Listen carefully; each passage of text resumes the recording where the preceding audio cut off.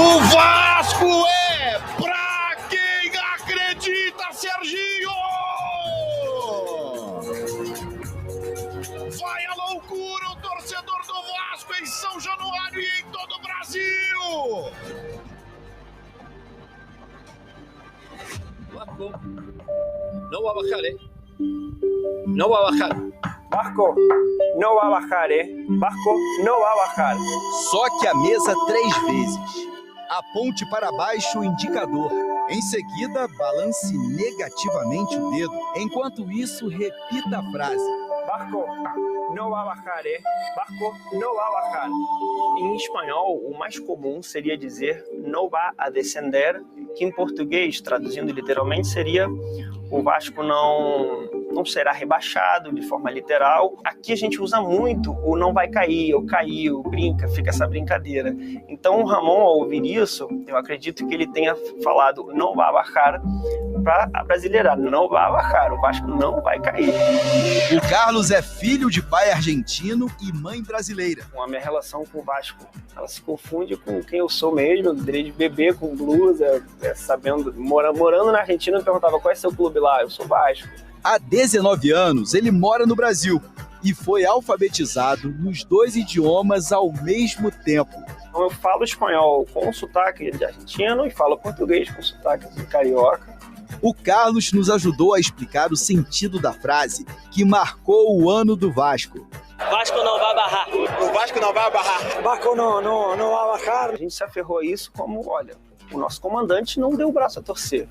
Então a gente não vai dar o braço a torcer também. Ramon Dias falou a frase pela primeira vez no dia 3 de setembro de 2023, depois do empate em 1-1 do Vasco com o Bahia em Salvador. O time estava em 18º na tabela do Brasileirão. 3 meses depois daquele jogo contra o Bahia, o treinador cumpriu a promessa dele. O final feliz de uma temporada sofrida. O Vasco vence o Bragantino e se mantém na Série A do Campeonato Brasileiro. Uma loucura o que a gente acompanha em São Januário. No início do ano, o Vasco passou por uma reformulação. O time estava de volta à primeira divisão. O Vasco praticamente remontou o elenco e gastou cerca de 100 milhões de reais para contratar 16 jogadores. Só que as coisas não caminharam como esperado. Na Copa do Brasil, o time foi eliminado pelo ABC de Natal na segunda fase em São Januário, nos pênaltis. Pedro Raul, olhar atento pro goleiro, bateu pra fora! É muito difícil falar nesse momento. É difícil, agora a gente tem que fazer, levantar a cabeça e continuar em frente. Na mesma semana, o time foi eliminado pelo rival Flamengo na semifinal do Campeonato Carioca. O Vasco tinha apenas o Brasileirão pela frente. A equipe voltou a disputar a competição depois de jogar a Série B por 2 anos seguidos. A estreia foi com vitória em cima do Atlético Mineiro fora de casa. Na rodada seguinte, um empate contra o Palmeiras. Pedro Raul! Depois desse início animador, o Vasco disputou 9 jogos, com 7 derrotas e 2 empates.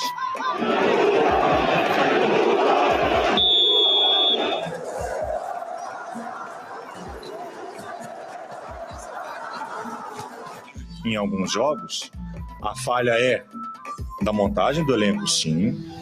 O último jogo dessa sequência foi contra o Goiás. Agora tem que ser um momento, obviamente, um momento de extrema tristeza, mas o torcedor tem que ter calma, tem que ter prudência. O time perdeu por 1-0, com a confusão dentro e fora de São Januário. O Vasco foi punido pelo Superior Tribunal de Justiça Desportiva. 4 jogos sem torcida. A derrota para o Goiás ainda levou a diretoria a demitir o técnico Maurício Barbieri. Por 3 partidas, o time foi comandado pelo interino William Batista, 1 vitória e 2 derrotas.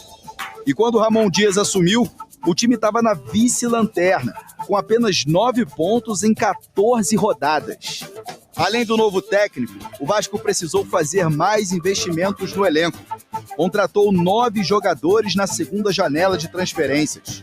Tudo isso gastando bem menos do que no começo do ano, cerca de 12 milhões de reais. A estreia do Ramon Dias foi com derrota para o Atlético Paranaense em casa. Nada que abalasse a confiança dele. Pero sí veo um futuro prometedor. Vejo um futuro promissor. Se o time jogar desse jeito, corrigindo alguns erros, o resultado vai chegar. Os resultados vão vir. O treinador contou com outro argentino recém-chegado para fazer o Vasco voltar a vencer. Passe é bom, cruzamento pro Berrete! O Vasco é pra quem acredita! Foram 10 gols do Berrete em 21 jogos pelo clube. Outro reforço de peso foi a volta da torcida. Uma festa incrível com direito a goleada.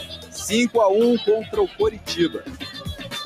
E foi justamente em casa que o time decidiu na última rodada a permanência na Série A contra o Bragantino. O Vasco não vai barrar. Não vai barrar. Vasco não vai barrar. Vasco não vai barrar. 125 anos de história. O Vasco está na Série A. 3 meses depois daquele jogo contra o Bahia, da famosa frase, a promessa foi cumprida. Vasco não vai baixar, hein? Vitória por 2-1. Na próxima temporada, os vascaínos sonham com um time mais competitivo. O Vasco hoje é que a gente vai poder de fato treinar aos sabores maiores. E a promessa dessa vez é brigar até o fim por títulos. O Vasco vai lutar por el campeonato até o último partido. Central do mercado agora, gente. Negociações do futebol brasileiro aí nesse fim de ano. Pedro Rocha conta, por exemplo, que tem um zagueiro estrangeiro que pode pintar no Vasco, hein? Salve, Escobar, tudo bem? Central do mercado de hoje começa falando do Vasco, que tem interesse na contratação do zagueiro paraguaio Júnior Alonso, que já jogou aqui no Brasil, vestiu a camisa do Atlético Mineiro. Hoje ele está no futebol russo. E o Alexandre Matos, diretor executivo do Vasco, negocia os valores para a contratação do atleta. Saudações vascaínas. O Boca Juniors demonstrou interesse no capitão do Vasco, Medel, mas o chileno optou por permanecer no Gigante da Colina por mais um ano. O técnico Ramon Dias considera Medel fundamental para a equipe. O diretor Alexandre Matos, junto com Ramon e Emiliano Dias, mantém contatos diários para avaliar o mercado e realizar contratações. O clube estuda fortalecer a equipe com o atacante chileno Alexander Aravena. O volante Fernando, ex-Sevilha, tem chegada prevista para janeiro de 2024. O Vasco também estuda a permanência do goleiro Ivan, tentando negociar valores com o Corinthians. Indicando uma mudança na estratégia de contratações para 2024, o Vasco está avaliando a possibilidade de contratar o experiente zagueiro Júnior Alonso. O clube também confirmou o retorno de Rodrigo Dias como gerente executivo da base.